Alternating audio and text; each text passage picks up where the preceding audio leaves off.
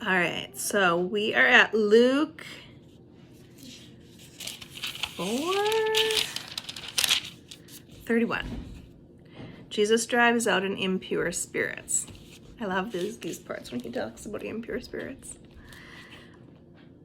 I wish more people these days would talk about impure spirits, because I really don't think that's a thing from just back in the day.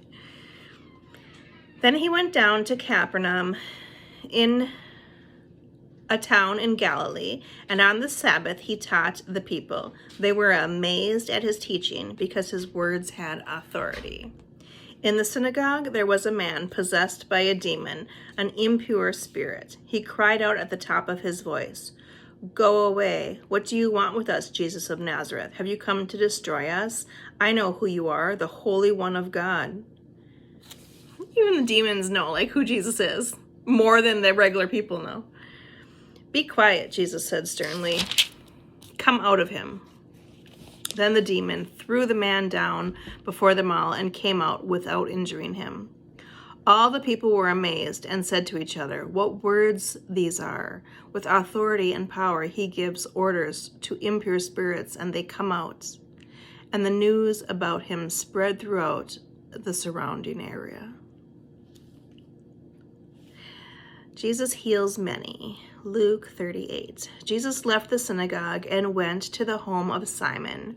Now Simon's mother-in-law was suffering from a high fever, and they asked Jesus to help her.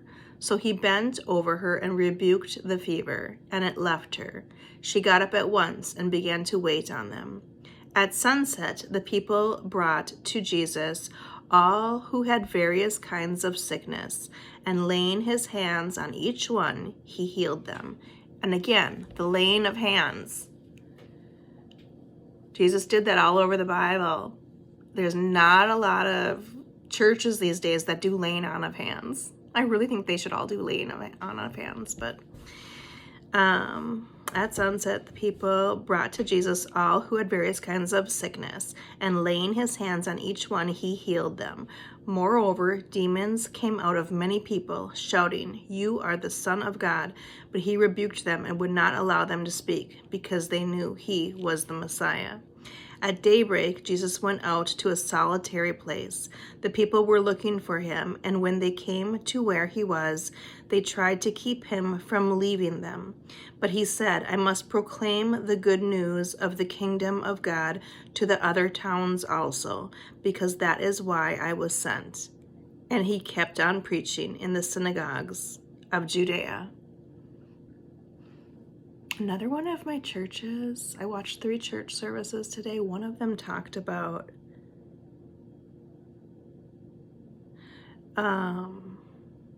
Jesus going off to a solitary place to pray.